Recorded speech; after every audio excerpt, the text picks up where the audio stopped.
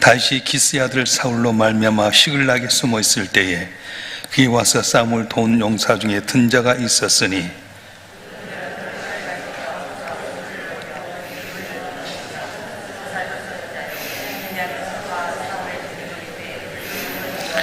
그 우두머리는 아히에셀이요 다음은 요아스이니 기브아 사람 스마의 두 아들이요 또 아스마스의 아들 여시엘과 벨렉과 또 브라가와 아나도 사람 예후와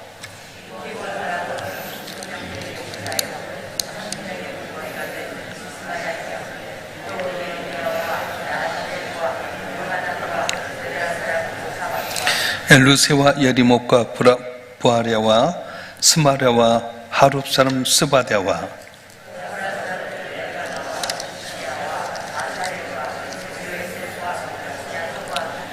그도 사람 여호람의 아들 요일라와 스바랴더라.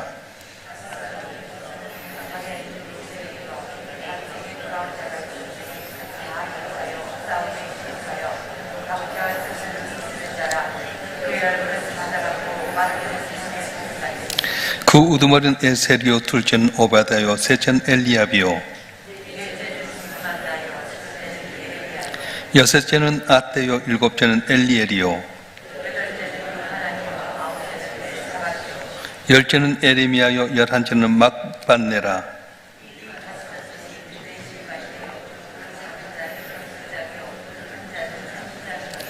정월에 요단 강물이 모두 언덕에 넘칠 때에 이 무리가 강물을 건너서 골짜기에 있는 모든 자에게 동서로 도망하게 하였더라.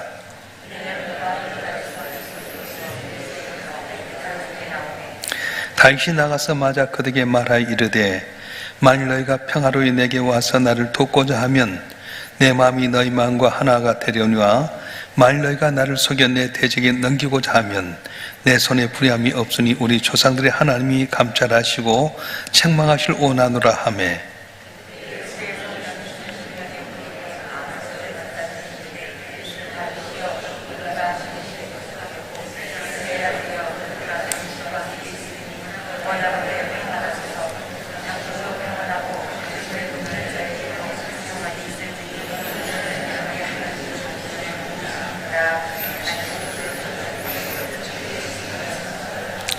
다윗이 전에 블레셋 사람과 함께 가서 사울을 치려할 때에 므낫세 지파에서 두 사람이 다윗에게 돌아왔으나 다윗 등이 블레셋 사람들을 돕지 못하였으면 블레셋 사람들의 방백이 서로 의논하고 보내며 이르기를 그가 그의 왕 사울에게로 돌아가리니 우리 머리가 위태할까 하노라 함이라.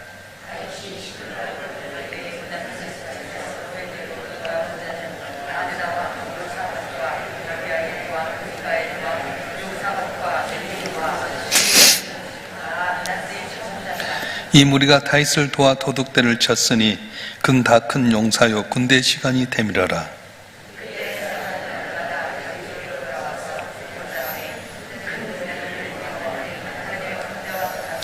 싸움을 준비한 군대 지휘관들이 헤브론에 이르러 다윗에게로 나와서 여호와의 말씀대로 사울의 나라를 그에게 돌리고자 하였으니 그 수요가 이러하였더라.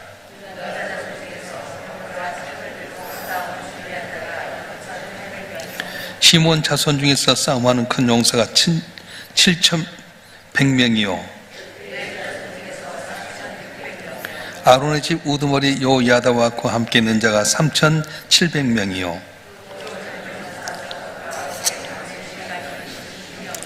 베냐민 자손 곧 사울의 동족은 아직도 태반이나 사울의 집을 따르나 그 중에서 나온 자가 3,000명이요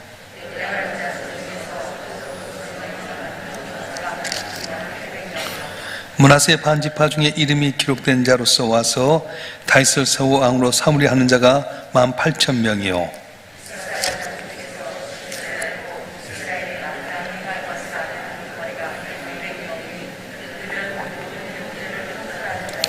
스불론 중에서 모든 무기를 가지고 전열을 갖추고 두 마음을 품지 아니하고 능히 진영에 나가서 싸움을 잘하는 자가 50,000명이요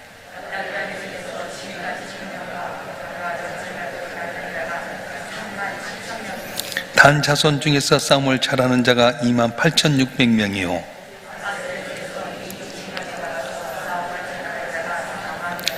요단 저편 루벤 자손과 갓 자손과 므낫세 반지파 중에서 모든 무기를 가지고 능히 싸우는 자가 12만 명이었더라.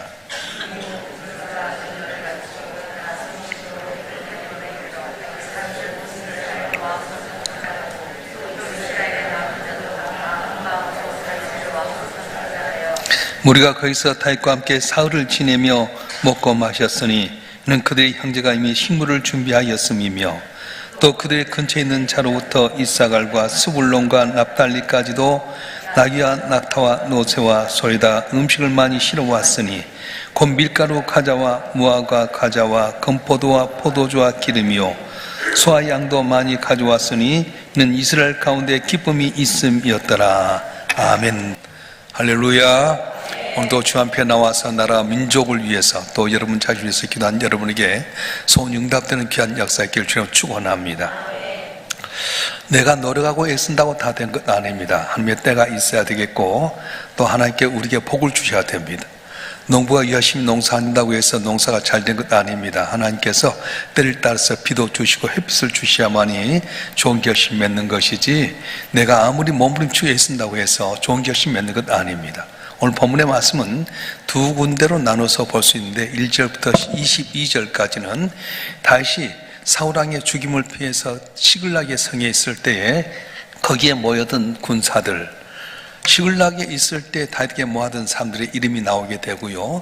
23절부터 마지막 절까지는 헤브론 땅에서 7년 동안 그가 왕에 있을 때에 사울이 죽고 난 다음에 아직도 태반이나 이 사울의 지파에 있는 사람이 있었지만은 이 다윗에게 몰려들어서 통일왕국을 이루게 되는 그런 사람들의 모습이 나오게 됩니다. 그래서 기간은 상당히 좀 떨어져 있지만은 다윗이 사울왕에 의해서 쫓김 당할 때 시글락성에 있을 때 거기에 모이던 사람도 있었다는 거예요. 지금 권력의 칼자를 잡고 휘두른 사람이 누구냐면 사울이었습니다. 만약에 도망가고 있는 다윗에게 쫓아가서 붙어 있으면 사울에게 밑보임 당하게 되고요, 죽을 수밖에 없을 텐데도 불구하고 그들이 이 다윗에게 몰려들었다고 하는 거예요. 그런데 어떻게 해서 그렇게 되느냐? 오늘 18절 말씀 한번 읽어볼까요? 18절 말씀 시작. 그때의 성령이 30명의 우두머리 아마스를 감싸시니 이르시되 다윗이여 우리가 당신에 속하겠고 이새의 아들이 우리가 당신과 함께 있으리니 원하건대 평안하소서. 당신도 평안하고 당신을 돕는 자에게도 평안이 있을지니 당신의 하나님이 당신을 도우심이라 한지라. 다윗이 그들을 받아들여 군대의 지간을 삼았더라. 아멘. 성령이 30명의 우두머리 아마스에게 감동해 주어서 그가 이렇게 다윗에게 오게 되는데 뭐라고 이야기했냐? 다윗이여 우리가 당신과 함께 하리니 당신의 하나님이 당신을 도우심인다 말씀하셨어요. 22절 말씀도 한번 볼까요? 22절 말씀 시작. 그때 사람이 날마다 다윗으로 돌아와서 돕고자 하며 큰 군대를 이루어 하나님의 군대와 같았더라. 아멘.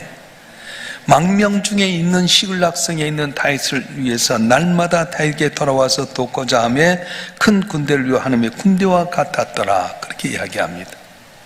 쫓김당하고 내일 알지 못한 절박한 상황 가운데 하나님이 함께 하시고 동행해 주셨더니 날마다 다윗에게 돌아와서 돕는 수가 많아졌다고 말씀합니다.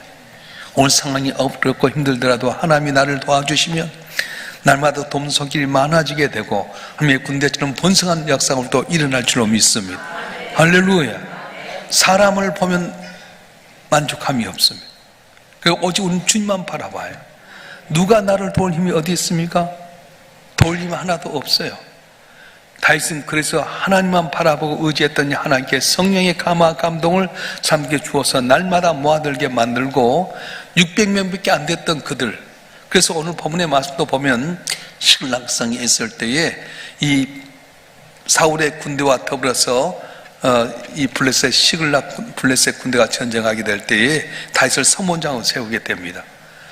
그때 이 시글락에 있었던 다윗을 데려왔는데 이 블레셋 왕 아기스가 다윗을 귀하게 선봉장에 세웠는데 만약에 전쟁하게 되면 어떻게 됩니까? 그러면 다윗이 전쟁하다 자기 민족과 싸워서 이긴다 하더라도 그건 천하의 역적이 되고 왕이 될 수 없습니다. 그런데 하나님께서 이 아기스 왕의 신하들의 마음속에 다윗이 전쟁 때 나가다가 돌아서면 우리가 어떻게 되겠습니까? 안 됩니다 했을 때 돌아서게끔 만들어 주셨어요. 내가 안 하려고 발버둥 쳤다고 해서 안 되는 건 아닙니다. 내가 위기의 상황 가운데 있을 때 하나님 사람의 마음에 감동을 주게 되는데, 비록 아기스 왕의 신하들의 마음에 다윗이 앞장서서 선봉장에 나가다 돌아서면 우리가 위기에 빠진다고 했을 때 아기스 왕이 다윗을 은밀하게 불러서 신하들이 널 죽이려고 하니까 시골로 돌아가라. 그래서 돌아가는 면하는 모습이 나오게 됩니다.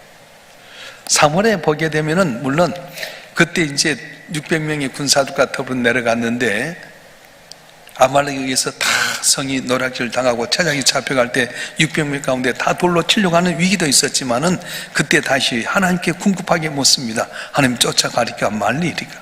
언제나 다윗은 하나님 바라봐서 나를 쫓아서 왔던 600명의 그 군사가 있었음에도 불구하고 그들이 변질될 때가 있다는 거예요. 그러니까 여러분, 사람 절대 믿으면 안 됩니다. 사람 보고 믿었다가 사업에 망하게 되고요, 상처받게 되고요, 어려움 당하게 됩니다. 정치도 마찬가지고 경기도 마찬가지예요.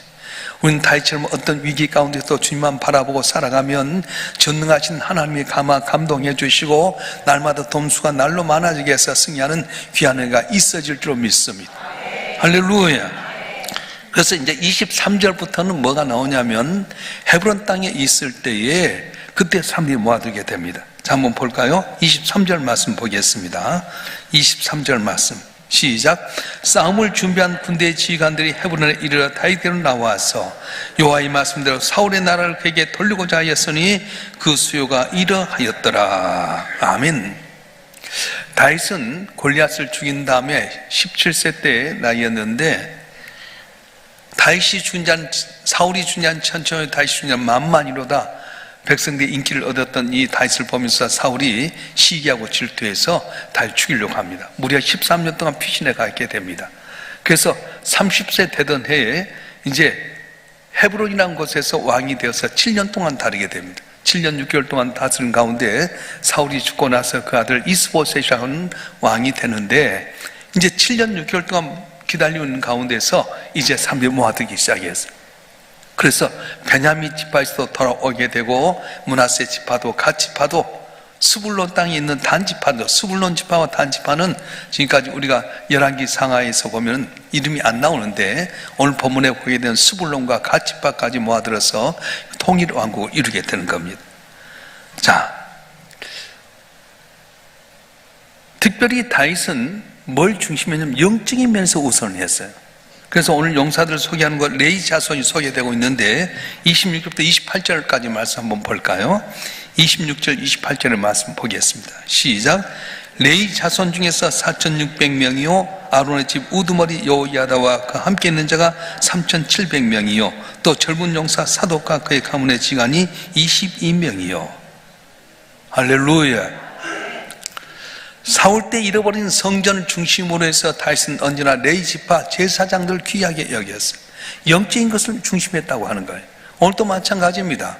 우리 삶 가운데 사울왕처럼 자기 힘으로 살려고 하면 망할 수밖에 없어요. 제사장도 필요 없이 자기가 제사 지내려고 영적인 면은 전혀 생각지 않아요.